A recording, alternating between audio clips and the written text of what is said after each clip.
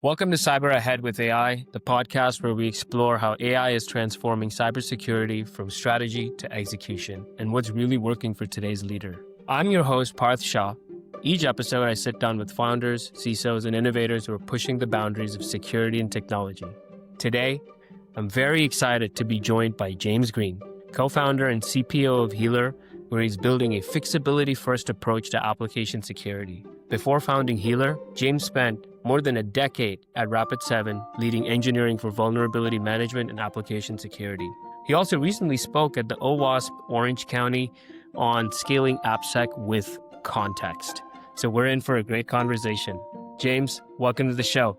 Are you dialing in from LA today? I'm dialing in from LA. Thanks for having me, Parth, and good to be with everybody. Awesome, James. Well, James, tell me a little bit about your background. I know you spent nearly 11 years at Rapid7 scaling engineering for vulnerability management and AppSec. What was that journey like? Yeah, no, I've had an amazing journey. I've really been, I feel blessed. Even prior to Rapid7, company General Atomics Aeronautical Systems at the time, subsidiary of our large organization, almost like a startup in the autonomous air vehicle world, and just incredible growth. I was one of the original 20 engineers. Eventually grew that company out to over 7,000 people in about a 7-year period. I really became, I loved having hard challenges and what I remember most from that is the people you do it with, where you see these unsurmountable mountains and there's no reason why you think you can solve that problem and you end up doing it. And it was kind of amazing experience. From there, I joined Rapid7 right after the Series B, had about 120 engineers at the time. I was joined as a developer at that time was Nexpose, which was the kind of the flagship VM product that Rapid7 was built upon. Quickly kind of took over engineering leadership on the Nexpose side, as Rapid7 expanded into application security with a couple of acquisitions of NT Objectives on the DAS, then T-Cell.io, which was a RASP. I worked with HD, leading with Metasploit on our offensive security side. And then eventually on the cloud security, Rapid7 expanded into cloud security with the acquisition of Divi Cloud, which is an early CSPM, and Alseed.io, which is a Kubernetes security solution, kind of helped grow that solution. And that's, my time there, was interesting as a developer, right? Leading engineering at a security company, the challenges of wanting to practice what you preach, right? Build from a best security standpoint. And that with really at a company moving very fast, right? Wanting to, especially within security, where you've got this emergence between like technology, security, and wanting to move quickly, but move securely. And we saw a lot of gaps and a lot of friction identifying where to spend your time from a security perspective, the debates between what things actually matter, what things don't matter. And that was really the precipice for wanting to start Heeler, where we saw this kind of convergence between really application security and really you're deploying applications within the cloud. And then ultimately we saw with AI, right, this explosion, ultimately kind of our prediction of code that's going to happen, where you're now kind of arming developers with additional tools to generate more code, but also almost, I don't say lowering the bar, but making development almost more democratized, right? More achievable to individuals, where you don't necessarily need a deep coding background to, you need to be able to generate a prompt to then have that generate the code. And really seeing an explosion of code. Ultimately, a lot of these models aren't necessarily trained on the most secure code, right? They're trained on what the existing code is. And so we really saw what would be a challenge for organizations to move quickly, opt the latest, right? Use AI for development, but do that in a secure way. That's a phenomenal ride. 2 times over. You joined in early. I think your first gig, you said 20, turning to 7,000. And obviously Rapid7 is an amazing brand. You joined at the 100 mark, and now I know that's thousands of employees as well.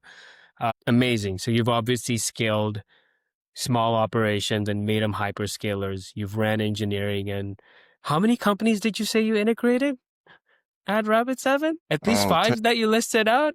Closer to 10, right? And you talked with a lot more. I mean, that was one of the things I loved, was being able to meet other meet founders. At the time, I was not a founder, so I can't say fellow founders. So much of the time, especially in the diligence, you're understanding why people started the company, the challenges they went through.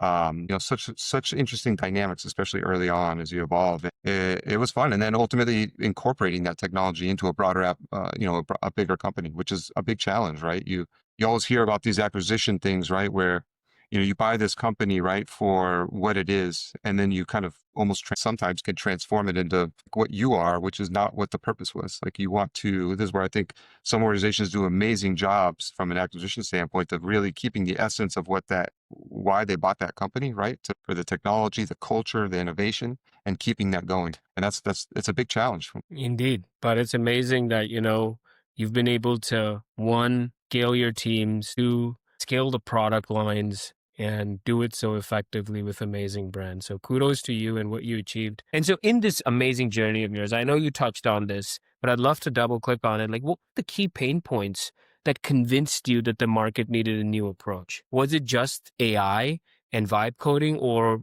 was there a lot more that you saw as we've evolved in the cloud, in how we leverage AI, et cetera? Yeah, no, I mean, I think AI exacerbates the existing issues, right?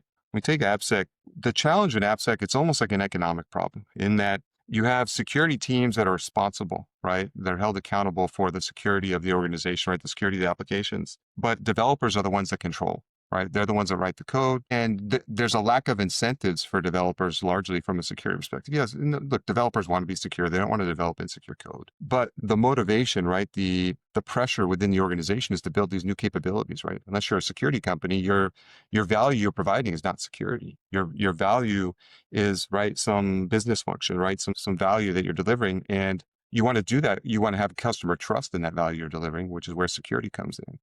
But we talk to organizations all the time now, right, where they're struggling. Yeah, they want to fix something, but of a higher priority is the reliability of the app, the stability of the application, right? How do I know that security fix won't break something, right? And understanding what the cost is of fixing is such a huge challenge. Right? And we often get bogged down. And this is where we see you often get bogged down. Right? The key that you see so much in security is like prioritization. Right? Let's go find the list, right? Because ultimately you're limited. If you can only fix 5 things, then you want to make sure those 5 things are the right things to fix, right? The challenge, and this is where we saw, the challenge isn't figuring out what the right 5 things to fix is. The challenge is how do you fix more than 5 things? Because ultimately you can pick 5 things, but there's 100 things you have to fix. And the next year there's 200. It just grows and grows and grows. And so ultimately we felt like the challenge with an AppSec wasn't around prioritization, right? It's an important factor, don't get me wrong, but it's how can you fix more? How can you fix faster? And that was, I think, the challenge that we saw and what was the precipice really for what we bring with Heeler. That's actually pretty fascinating because a lot of people in security talk about finding the needles in the haystack, but you bring up a good point. You can't have, for lack of a better term, prioritization bias. How do we start to do more now that the core unit of people hours has changed to just agents being able to or AI being able to help you fix it? That's a very interesting way of looking at the problem and trying to achieve more and drive more outcomes. Amazing. So for those who haven't come across Heeler yet, what's your one-liner elevator pitch? Basically, fix faster. Like we are your AppSec co-pilot, and what we provide ultimately is identify what can be fixed and automatable, right? What can be fixed easily that's non-breaking, and now use prioritization to then now what's left. Now prioritize what's left. And with Heeler, that's our goal ultimately is offload essentially your hygiene for security, right? Let us take over. Developers are going to add new open source dependencies all the time. And AI is as well, right? This is the challenge, right? But where's the motivation to maintain it, right? You can add secure dependencies, but 6 months later, they're insecure, right?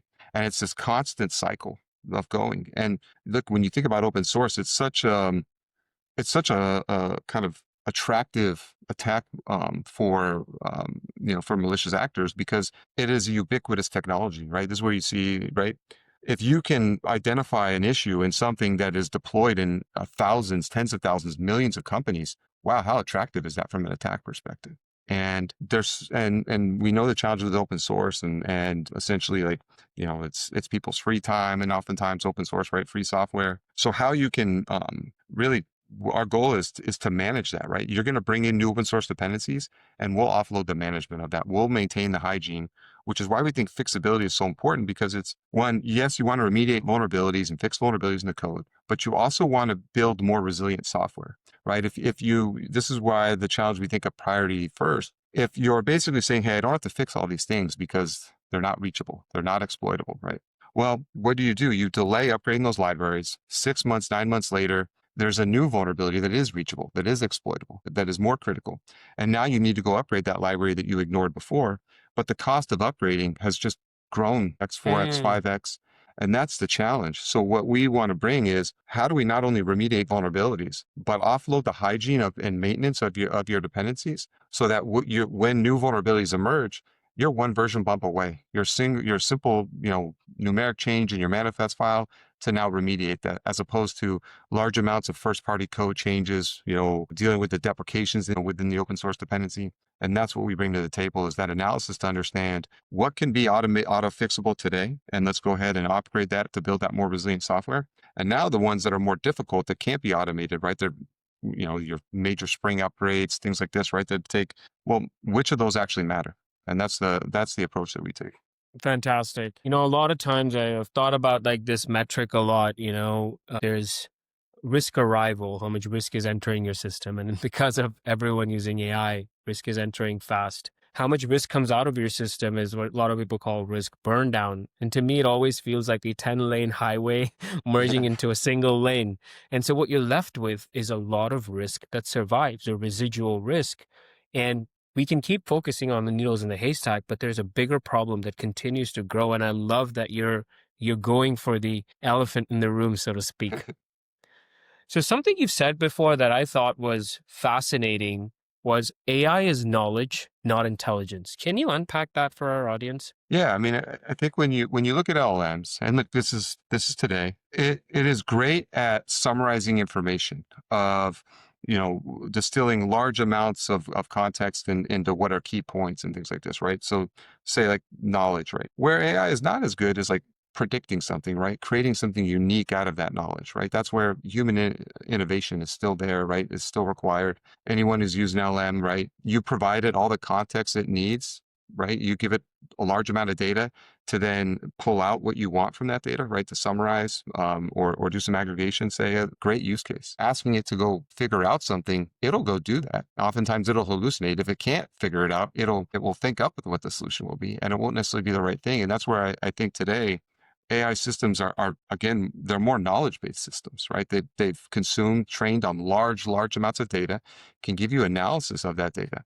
Where they're not so good at is in kind of what things that would kind of add on analysis of that, which I consider to be the intelligence right now. Okay, given A, B, and C, these are the new factors that you need to consider, the new challenges that are going to arise. And I think that is where oftentimes you can misuse AI and say, hey, this thing hallucinated. It gave me the wrong thing, right? It gave us some garbage answer. Actually, at the talk at OWASP, it was hilarious. It was I had a screenshot of this. I was using well, all the systems I use are great, and there's no software without bugs. But I was using it to pull data analysis on threat modeling, and so I had a prompt, and I was using multiple prompts. It was giving me good information, and then I modified the prompt, and then it gave me response on the most recent presidential election as opposed to data on the threat modeling. I was like, holy smokes. Like, you look at the prompt and you look at the response, and it was like, that was a hallucination moment, right? That was basically a bug moment. And I think that is,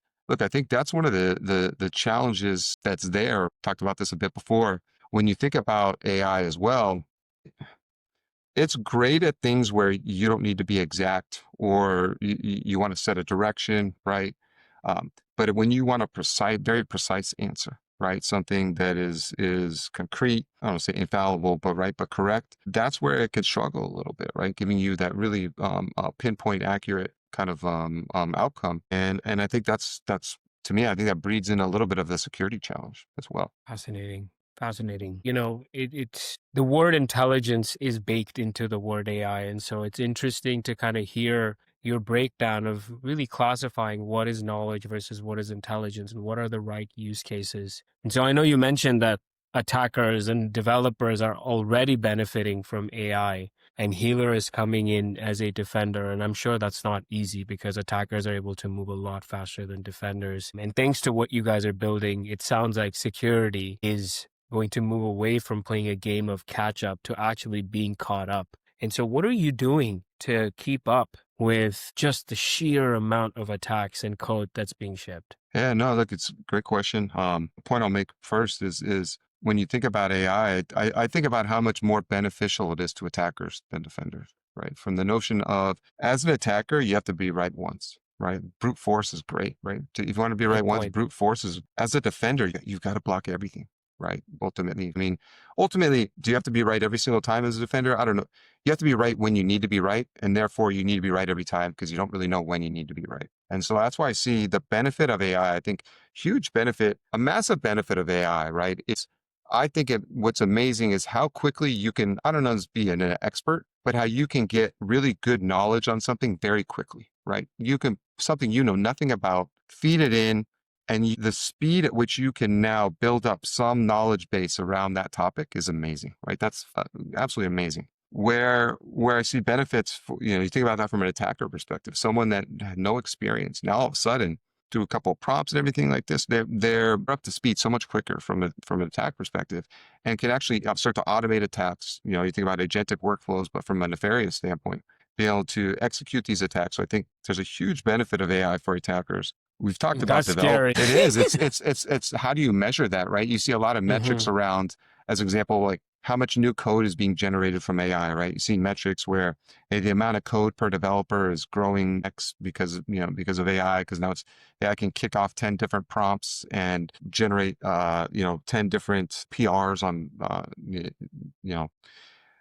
that the speed at which you can add new code is growing. And I think you get a benefit from a developer. It's a new tool, right? It's a new tool to help you develop faster, develop more complex applications more quickly. Like that's what's an amazing piece is all the technology we built from containers to cloud. Really what it's doing, right, is I think creating bigger building blocks. Right now, we used to build applications with these small blocks, and before my time, like punch cards, things like this, right? Like you really have to piece together these really small building blocks. Now you can get these massive blocks you just plug together, right? It's like the Legos have just gotten much bigger that you can plug together now to solve really complex challenges. And I think a lot of what that brings also is that this is where that lack of context, right?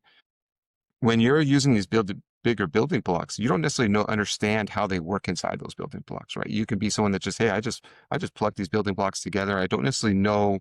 I know what the outcome is of the blocks. I don't necessarily know what's going inside each of those blocks. And from a security perspective, understanding this is why I say I use this analogy. I think within kind of security reviews, threat modeling, you look at the human body, right? You say you're naive, like what bad things can happen, right? You think about threat modeling, security review, you think, what are the bad things that happen? Like, something could fall on you, different things, right?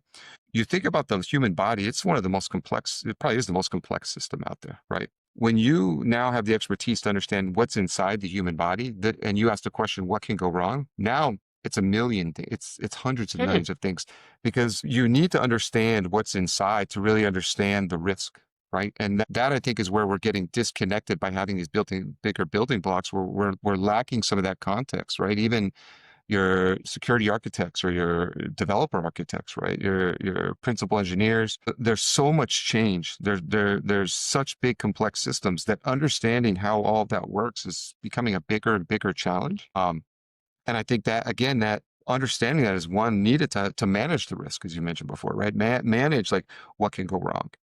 And so I think the benefit that you get within security, or the benefit you get with developers with AI, huge. The benefit attackers get through AI, huge. The benefit defenders get, I think, is a little bit less because of that reason that you have to be right every single time. And AI is better being right once or being right some of the time than all the time. And I think that is a monumental difference that you get, the benefit that defenders get from AI, and this is one of the reasons why I build Heeler is you've got to create an approach where you can balance that imbalance essentially. And I think that is one of the biggest, that's one of the things that I think scares me a little bit with AI, is like how fast things move. You see the changes so quickly. The complexity of securing that, of understanding what can go wrong, just becomes harder and harder. Wow. So it sounds like, I think one of the things that you said that was very thought-provoking is AI has to be right only once. But as a defender, you got to be right every time when it matters, when the likelihood and the impact is high.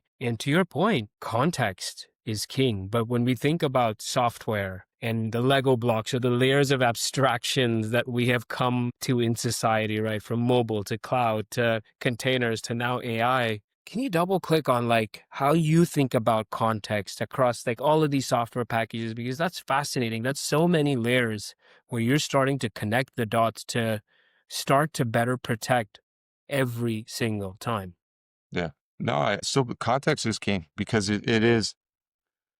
Look, AI is going to help, but you need to give AI context in order for it to help, right? I'll use an example. We have a process we build out, we auto upgrade, right? Build out PRs, make the first party code changes, auto upgrade the libraries, right? To basically manage offload.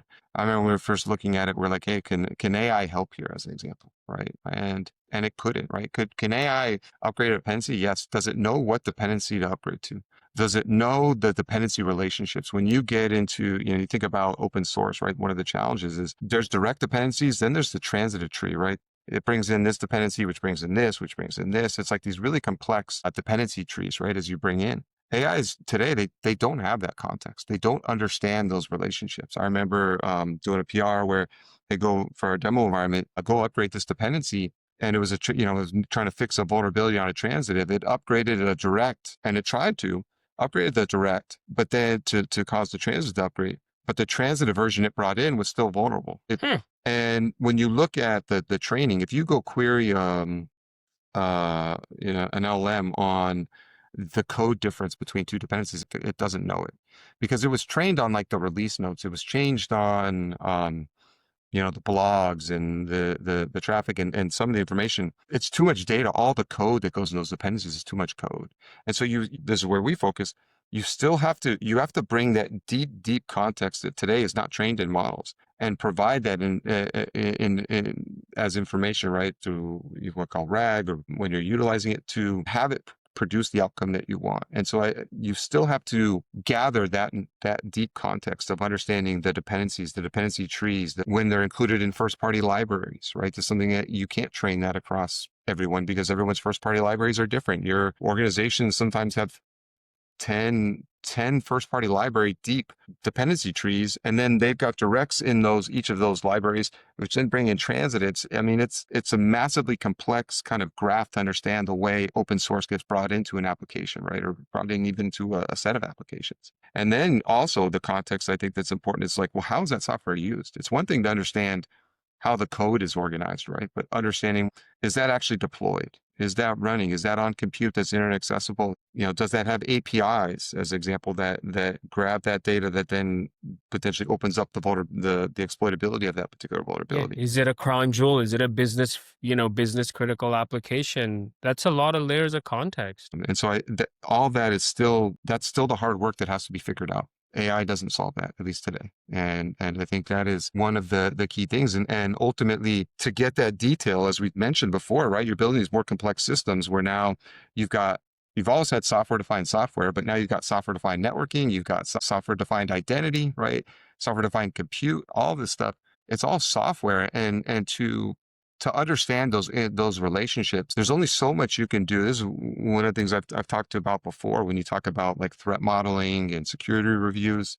There's only so much context that you can get through static analysis alone, right? Through analyzing the code, what can be called, how it's used, what it looks like at runtime is also important context to have because things change, right? How many times is, hey, you take your infrastructure template and you defined it, and then what actually gets deployed is slightly different, right? Or dependencies where you specify a certain set of dependencies and what got deployed, there's more dependencies. There's maybe different versions than what you specified because the package manager had to figure out, well, hey, to solve all these compatibility, I actually have to upgrade or change to this specific version. And so I think a lot of the context with an application security that's often been missing is you have a lot that's sit only statically, right? Analyzing the source code. You have a lot that's there at runtime. There isn't a lot that combines both those concepts together, that end to end, that lets you know, well, not only the depth and deep understanding of the code context, but also the depth and understanding of that runtime context and join those together. And I think that is one of the critical parts to understand is not just, hey, do we use this library? Okay, we use it. But is it used as part of a tier one application that has API endpoints that are publicly accessible? And does it have any mitigations in place, right? A WAF rule that prevents it?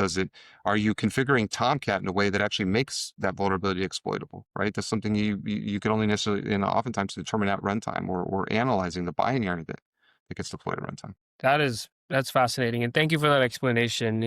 For a while there, code to cloud was really what a lot of people were focused on. But to me, it seems like you guys have code to cloud, business context, everything wrapped in a box, almost as if you're Google Earth and I can just zoom in Well, that's until I show up to your doorstep. we That's talk about amazing. we talk about that. We always felt like it was code and cloud, Huh? not code to Oh, cloud, right? It was like most of the tools out there, right? It was acquisitions and a lot of great technology and stuff. It's a super hard challenge, but there wasn't the code to cloud, right? I feel like that was honestly a gap that was really missing. And do you know exactly what specific code is running, like down to the change set running on that piece of compute? And that's such a hard problem. that's yeah. That's So such a hard problem. And the fact that you're not just creating visibility, but you're fixing while you're at it is quite a game changer in today's day and age. And so, you mentioned Healer is obviously tackling fixability. That's a very big part of the value prop rather than just prioritization. From your perspective, right, for all the other AppSec leaders listening, why is that such a critical distinction? I think where fixability is so important because ultimately what you're struggling with is not you are struggling with what should we go do, but ultimately your pipe isn't big enough. Like right? This is why you're so focused on it is because what we can actually get the organization to go fix. What we can incentivize development, what we can balance with the other priorities of the business is so limited. And even understanding what are things are easy. Like you take example, just being able to identify what are all the libraries that we can upgrade that won't break the application. Well, to figure that out, it's not that it's so hard to figure that out. It's that it's so time consuming, right? If you've got, organizations, 80,000 dependencies, which of those 80,000 of dependencies can be remediated without breaking the application? That is a time consuming task times 80,000. That Yes. is what prevents, and it's that indecision that is the biggest. I think was one of the biggest challenges within application security. Is it creates this kind of reluctance because ultimately your number one goal is don't bring down the application, don't break the application, right? You do a security fix that brings down the application, like you've just created your worst enemy. The worst thing a security defect can do, right, is bring down the application. Obviously release sensitive data is part of that as well. But your biggest concern, and as developers, you're responsible for the reliability, the resilience of the application, right? And so you're like, hey, like, no, my PM, the business, like the core, the CEO at the quarterly all hands was not pushing. They were pushing this new feature that's what I need to go push out. And so it's almost like this distraction of like, oh, go upgrade this library, but it might break. I don't know. I don't even know what version to upgrade to. And, it's actually brought in through this other team's work that dependency gets brought in. And so that indecision, I think, creates this essence where teams are essentially, they're almost blocked, right? This is where I think AppSec really struggles. And I think in talking, especially with a lot of AppSec leaders, it's almost a challenge because you think about, I really feel for them especially when they're even evaluating tools. It's something where when you have an AppSec tool, you have to roll that out to all developers, right? So if you've got 3,000 developers, you're now changing the workflow, right? Or changing the experience of all 3,000 developers, right? Potentially with bringing out this AppSec tool. And the concern you have is like, one, well, that's huge. I had to get buy-in for that. I had to, there's so much work in order even to get that rolled out. And then now, okay, it's not quite giving me the outcomes that we were hoping for, right? It solved some things, right? I think we continue to make great advances within AppSec, a lot of great tools, great companies, but it hasn't got us to our desired state. And I think that one of the challenges is how do you connect people to understand like, hey, your desired state is achievable. And there's been so much, I would say, almost like it's almost like scars from past experience of like deploying and like, wow, it was really painful to get development on board to like get the GitHub checks or get the change in frameworks there. And that I think is one of the biggest challenges I see for AppSec leaders is even once they identify the change of being able to do that change management within the organization to adopt and change the workflows to accept to basically move towards this new desired state. I love what you just said there. Like it starts with, with organizations getting further and further distributed, leveraging more, floodgates are almost open for more and more code, more applications. And it gets complicated when different teams are working on different layers of an application. And to your point, it starts with indecision because of a distributed organization.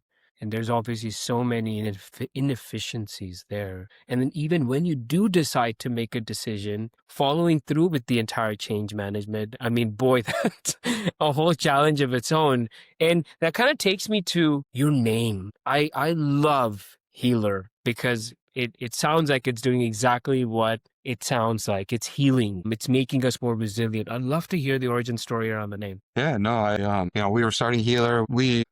I'll just be we wanted something that sounded good, right? Sometimes you hear a company you're like, man, that sounds like a condition or something, like, yeah, I don't know if I want that. And so, I think one, we wanted it to feel good. We wanted it to be easy to say, you have like some, like you want the domain to be available, like not be used, but also like Heeler, where it came from. Like, so I have a blue Heeler, Miley. I have two dogs, and she's my daughter. Oh, Healers, they're cattle dogs, right? And where we saw a lot of alignment, cattle dogs, they're there to herd cattle across, long, arduous journeys, right? Think about the pets versus cattle methodology of cloud, right? The herding aspect. Healers they're super intelligent. My Miley, she's probably the equivalent of like a 3-4-year-old from like an intelligence standpoint. Like it's kind of nuts. And super intelligent. They're quiet. They're not noisy dogs, right? They're super loyal. So we thought Heeler, the dog, it encompassed so much of what we wanted to be as a company and who we wanted to be for our customers. Um, and then it hit those other boxes of to your point, it's not HEA healing, but it's HE, but it is healing, right? It is a healer, and so it does have that connotation of solving the challenge, right? Resolving pain, right? Resolving that AppSec grind. And yeah, we love it. And we two of us on the founding team have healers. It was love the dogs, love the name. There's a lot of dog based icons in security. So I was, the everybody Department loves of dogs. Government Efficiency. Well, hey, I love your name even more now. As a fellow father of a border collie, a herding dog, very similar to a healer, that is a very beautiful story. And I love that it has that emotional connection to both you and your co-founder. Appreciate it. No, thank you. Awesome. So, AppSec leaders today, they're obviously overwhelmed with tool sprawl. There is so much vendor noise in the market right now. How are you navigating the market? And what's hype? What's real? Yeah, no, it's a challenge. Like I feel for organizations. I mean, just understanding which tools you want to POC, right? There's so many tools, right? And everybody positions everything, right? It's easy to position this capability. And so I think that there is a challenge in being able to, you want to share your uniqueness. Like what are you uniquely solving, but do in a way that is simple to understand, right? In common terminology is such a challenge, right? It's almost like all the good words are used, but it's, and we really, our number one tenet at Heeler is provide great experiences. That is it's not our mission, but it's our number one value. We say that we want to provide great experiences to each other. We want to provide great experiences when we're going through our raising process. When we would decide, hey, should we share this? Well, if we were a VC, would we want this? Well, you worry about sometimes like the transparency aspect. And it's like, if we were there, we would want that. So provide great experiences to everyone we work with, from the vendors we work with to the partners we work with and obviously to our customers. And so I think that is our kind of like a framework for a lot of decisions we make is, does this provide a great experience, right? If I want to, someone makes a mistake, like, well, what provides a great experience for them? And so I think, for us, a lot of how we provide great experiences. We're not just selling software, we're selling an experience, and we want to help organizations. Part of that great experience is this feels easy, this feels nice, this feels pleasant, this makes me successful in my job, right? That we want to make our champions be more successful. Again, that messaging aspect is a challenge, and teams are already overwhelmed, right? I remember we kind of had, like, we always pitch, hey, Heeler, it'll save you time, right? It'll pay for itself because it saves time. The amount of developer time, security time it saves. You count that out, we're a bargain. But it's a hard pitch. Hey, like, you're already overwhelmed from a time. You don't have enough time in the day. And you're saying, well, give me a little bit of time and we'll save you time. That's always it's, I think, a challenge. So how do you position in a way that resonates well with people, helps them connect to me connects their current state with like the pain that they're in their current state with there's their desired state and how are you going to get them there. And that I think is still something we work towards. I don't think you ever fully solve that, but being able to position what we do as Heeler in a way that resonates to get them to their desired state and provide that great value. And look, Heeler's not for everyone. Different organizations have different pain points, but for our customers, that's what we're providing is really removing a lot of that friction, that grind that's there with an AppSec, enabling them ultimately, which is a common thing, to do more with less, right? That is what every organization is being pushed on today with AI, right? Hey, we're not hiring more. Like we know that there is, the assumption that there's more to squeeze out of this, right? Essentially, right? AI is this great magnifier or expander, right, of what you're able to do. And I think that is a challenge also, right? It's you've really got to listen to your customers and to understand not just like the security challenge that they have, but the organizational challenge that they have. Right. And I think that is one of the keys to being successful within security is it very much is a personal connection that you have to make with, your buyer in that organization, that you're going to not only solve that organizational challenge, you're going to help them look good. Right. And I don't mean in like a vain way, right? But like you're the head of AppSec, like improving the posture of the applications you build out, preventing breaches, us and trust moment for customers, like that makes you look good. Yeah, and And that's heroic too, in a way. yeah, I know it doesn't sound sexy when we apply it to code and cybersecurity, but it is heroic. If you're able to drive a lot of risk down. yeah.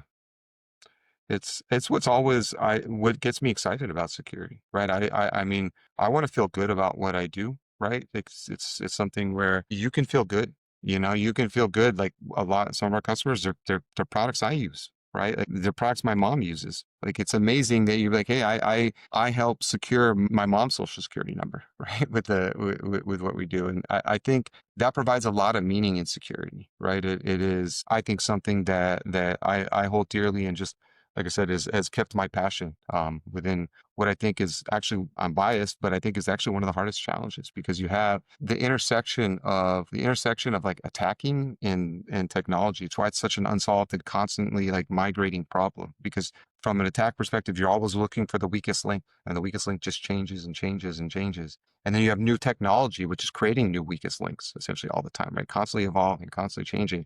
And so it's like these two fast moving things that intersect, right? Any company today is pretty much a technology company, but now you throw in this other fast moving object of like the security aspect, right? That I Mhm. think creates this immense challenge. Love the passion and love that the focus is really on the customer experience. It sounds like it's all about value, and I love the core tenet as well of driving that home. And so, what's working really well for you at Healer? I mean, back to the great spirit, we have an incredible team. Got, kudos to founding team, to everyone we have on the team. It is an absolute amazing journey. I know starting, you're a founder, you don't know whether this thing's going to be successful, but you want to enjoy the ride. Figure out how to enjoy the ride, right? And I think that is what's so important about the culture, the people you bring in. That will allow you to enjoy the ride, right? We might be going nowhere, but we're going to have fun doing it, right? And I think the team that we have is just amazing. Obviously, I'm biased, but like absolutely amazing. Like I love that. it's what I remember, right? To that point early in my career at General Atomics Aeronautical Systems, what I remember, there's all these things that we achieved. I remember we built a new plane and like it was like this new system in like 3 months. It was ridiculous. What I remember though is like the pizza nights with the people on the team. Like you were not going to be the weak link on the team. You were not going to be the reason why you weren't successful.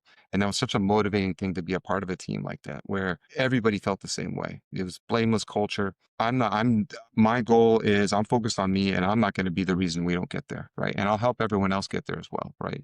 And I think that culture, that team, in my opinion, you can accomplish anything, right? It's how because the startup is just one mountain after another. You're climbing up, you think you get to the top, you get to there and you're like, holy crap, like there's just one more big climb I got to go do, right? And you've got to have that ambition and that team and your team supports you through that. Not every day is going to be a good day, right? I mean, you know this, like the challenge in a startup, like there's only two modes, right? Everyone said like you either are going to crush, dominate world domination or not exist. Like there's no in Yep. between. And I think having the supporting team is just so important to do that. And then I'd say the other piece is like to that point around providing value when, you know, once you can start to have customers where you've provided that great experience and they now become your advocates, that's amazing, right? That's why I No am, feeling right? like it. Yeah. It's, it's such a thing. Like, don't focus on being a successful business. Focus on solving a problem and doing it in a great way that provides a great experience. And I think the rest of it takes care of itself. And I think that's where when you start providing that and you start proving that value to people, they now become your advocates. What's amazing is when someone else, when a customer introduces us to this new organization, right, or validates what we've done for them like as a reference. That's amazing. Like, it literally is truly amazing. That's fantastic. I love that. You brought up two good points. A chain is only as strong as its weakest link, and the way in which you can empower people, now also software, and start to just continue to nurture that to grow is amazing. I love that you said, in this startup, it's really about the journey. A lot of times, like even in my journey, some people would ask about, like, they just talk about the destination, but it's not about point A and point B. This is not being point in time, but it's that journey, because that's where all the learnings are happening, where the growing's happening, the pizza nights. Love that. So what's been the toughest thing for you as you are starting to scale? I think one, look, when you have success, right, it's kind of, I think this is both as an individual level. I felt this in an organization, like, you're having success and like you gain more responsibility. You're not getting the promotion. You almost like do the job before you get the job kind of deal, right? And I think as you're scaling a company, it's the same thing.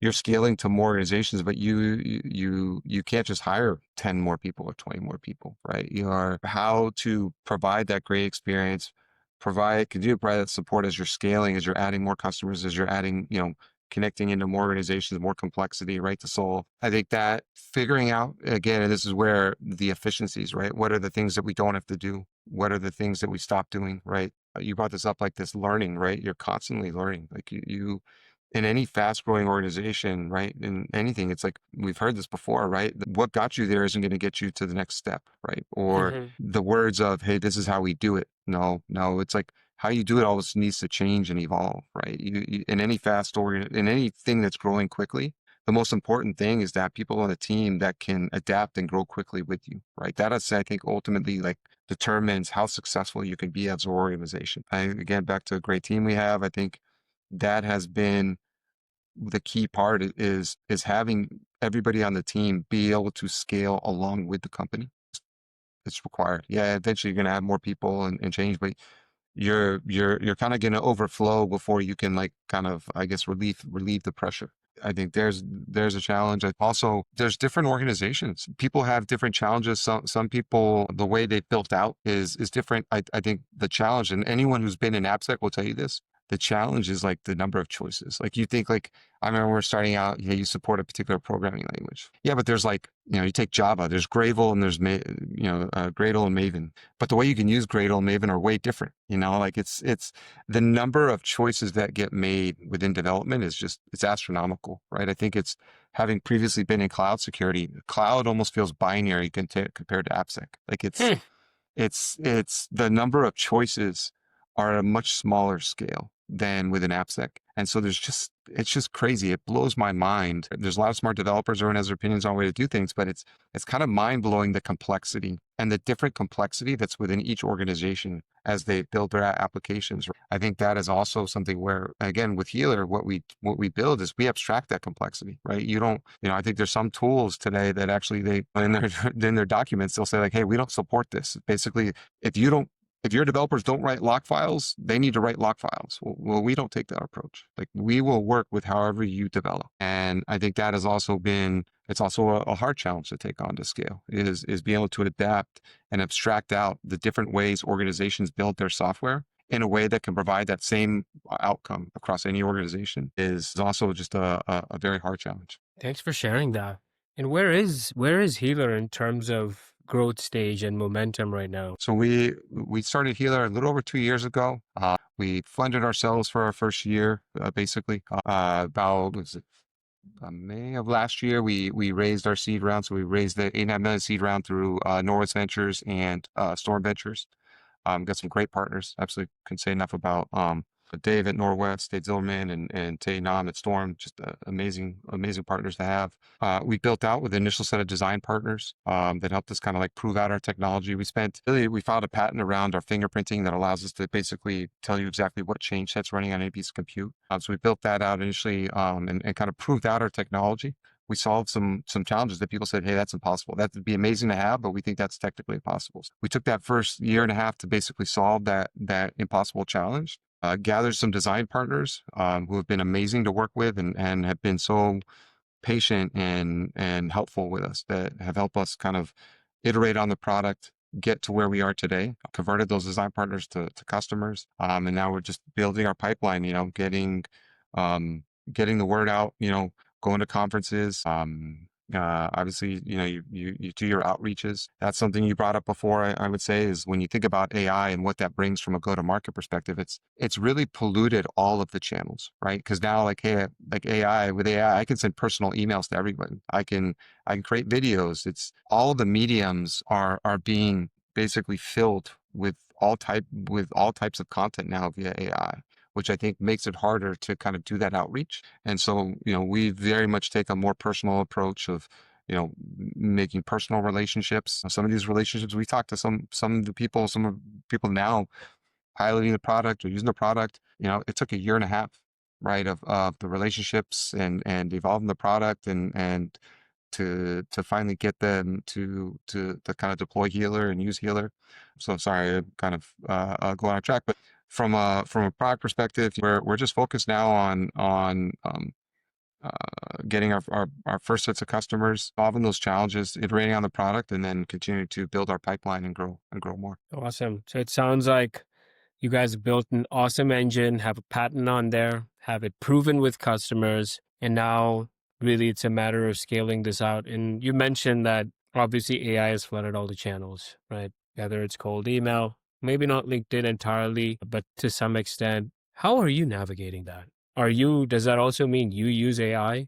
Or have you gone the direction of, hey, let's start to build that core group of customers and let's start to use the references and grow out from there? Yeah, no, look, I think it's a combination, right? Having been in security a long time, I built a lot of relationships, my other co-founders as well. I think that's always helpful. We definitely use AI quite a bit. We want to provide great experiences. It it it is helpful. It can't be. It's a great tool, right? It's part of the tool chest. It is not the tool chest. Correct. And so again, back to data, right? Understanding like who matches against our ICP.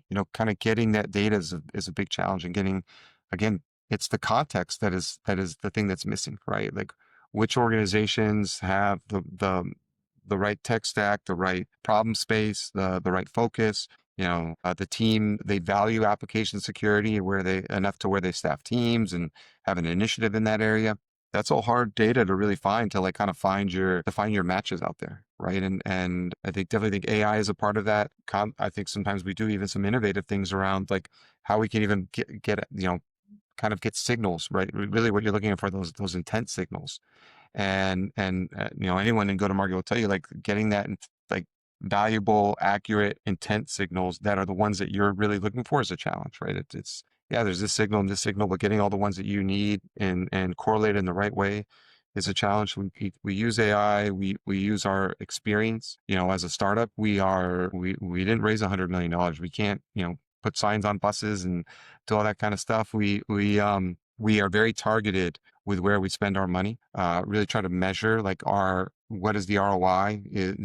Did this conference, how many leads did we get out of this? How many like strong leads, right? How many people how many POCs did this result? What was the outcome from here? And so we've been very, very targeted, very measured as far as where we will put our effort. We spent pretty much all our team, I still do a little bit of coding, but pretty much me and Chris are the only ones that don't code. Everybody else on the team codes. Like we have all developers. We've really focused all of our funding to be towards building a great, great product. That's amazing. Which has been then me and Chris primarily on the go-to-market side, iterating, we'll use AI on the messaging. We write blogs. We actually write the blogs. We might use AI to help supplement some of the stuff and whatnot. But I think you can tell when things are AI generated solely. Oh, absolutely. So really just founder-led sales with AI, and obviously you guys bring a ton of experience. And so I'm excited to see where you guys go and to start to see a couple demos, because what you guys are working on is pretty amazing. So let me ask you this. If you could solve one big challenge today, what would it be? That's a good question. For Heeler. For Heeler. All right, good. That limits things. There's we live in a crazy world. There's a lot of challenges already. But And world poverty. there is this notion, right, that you can't move securely and fast, right? You have to pick between, whether it's development speed and quality, speed and speed and risk, or speed and security. We want to solve that challenge. To compete in today's world, it's such a fast-paced world, right? There's all these new technologies, right? You've got to allow our customers to move as fast as they can. But how do we do that in a way that they continue to build that trust with their customers, right? They don't have those degradations in trust. They don't have those security incidences. They're not having those distractions, right? I think that is so much of what's there. We all often view like security today, it's like firefighting, right? Hey, I would love to do these strategic things. Everything you're pitching to me is like amazing. Like I would, I would love to do threat modeling, right? I don't have time to do threat modeling. Like I'm just, spend half my days, in meetings with developers, basically deciding what things need to be done and don't need to be done, as example. And so I think removing the firefighting and removing this notion that we can't move faster and move securely. And I think that is what we want to challenge, the challenge that we ultimately want to provide to organizations and they haven't experienced that yet. They really haven't, right? I think when you get to security, this is what hit me, right? I was talking with an AppSec leader that kind of, oftentimes with security, right? What ends up happening is you ignore, right? You create exceptions, you bypass the security check because like the purpose of the business goes. And so if you build an effective security tool, what you're telling me is I need to go slower, because before we just ignored everything. Yes, we have a security tool, but we largely just ignored everything that was coming from it. And so if you're telling me, okay, you're giving me the things that we really need to go fix, what you're kind of telling me is I need to slow down because I don't fix those things today that I need to be fixed. And that's where I think, bring that moment where like, no, we can actually do that, and we actually make you faster in that process as well. And that is the key. It's this notion that's personal. I think of that there's so much more you want to be able to do that you can't do. But then there's this notion also where it comes to resilient software within applications, that you're also well situated for the new attacks, because what's going to come in the future are new vulnerabilities, new attack methods are coming, right? And to be well situated where now those no longer are these major disruptions. These are just simple, like kind of things. Hey, we just knocked through that. Like yes. Hey, that library, cool, we just upgraded it, didn't break the application, we moved on. I think that is where we are no longer almost managing risk, you're managing hygiene, and you're at a great, and you're at the best hygiene that you can be. And I think that is the moment that we want to bring to organizations, because you're never gonna remove risk, because there's always, even if it's like, I don't know, I view it very much like healthy. You can be healthy, but you're only healthy if you keep being healthy. The minute you stop, right, and then you stop working out, you stop being healthy, like you're gonna degrade pretty quickly. And so there is no outcome moment. It's how do you make that process of having a good security hygiene achievable, manageable, and something you can continue to do. And I think that is where there's just massive gains in the efficiency at which you can produce secure applications. So two things that I loved. One, you kind of talked about, being healthy, and like the more you do for your health, the better it is, but it is a risk not to do it. And it's funny because the term risk appetite kind of points to the health concept, right? Appetite is about how much you're going to eat. And so I love that you bring that up. Also, what's interesting is it almost seems like, as an industry, there's been so much of a focus on the prioritization that you're right. It almost seems like, hey, like you're going to give me something that's going to further slow me down because I was ignoring this anyways.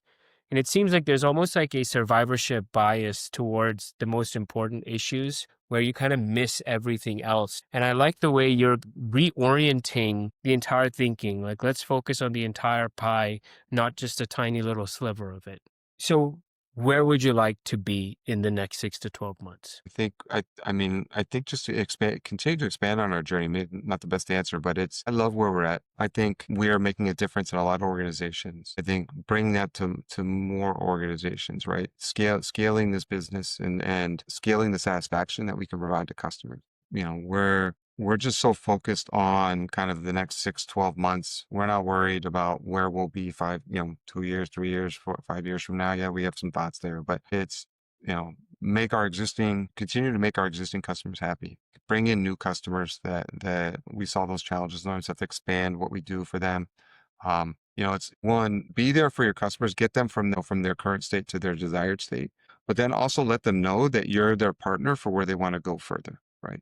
They know that you could solve my challenges today, and that's great, but will you be there for me in the future? And this is what's crazy, right? Like the speed at which technology, the speed at which AI is moving, I think we want to be that partner for organizations where you can adopt that latest technology. You can aggressively adopt the new technologies, but in a way that is both advancing you and the capabilities that you can provide to your customers, but also in a way that doesn't degrade the trust that you provide to your customers. And I think that is where it is.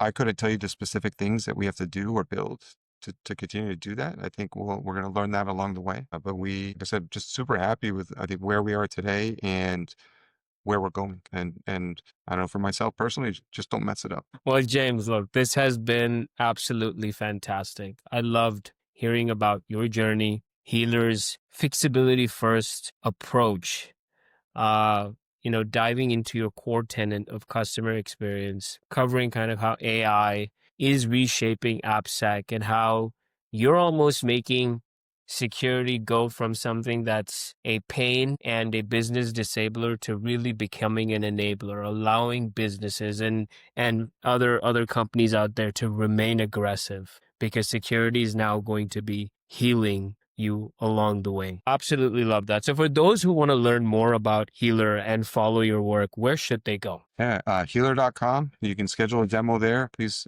check us out. I know we'll be at a couple conferences. We'll be at OS Global. There's a Colorado Security Summit coming up in a few weeks.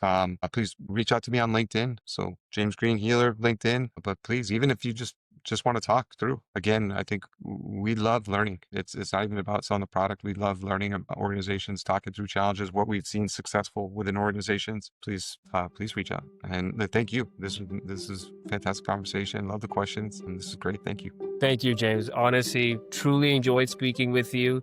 Thank you, everyone, for tuning in to Cyber Ahead with AI. If you enjoyed this episode, subscribe, share it within your network. It helps us get more great guests like James. James, any last words? Thank you. This is amazing. To echo Parth, please, send this out. Like, I think I agree with a fantastic podcast. I know I will be an avid listener as well. So thank you. It's Friday, so I hope you have a great weekend.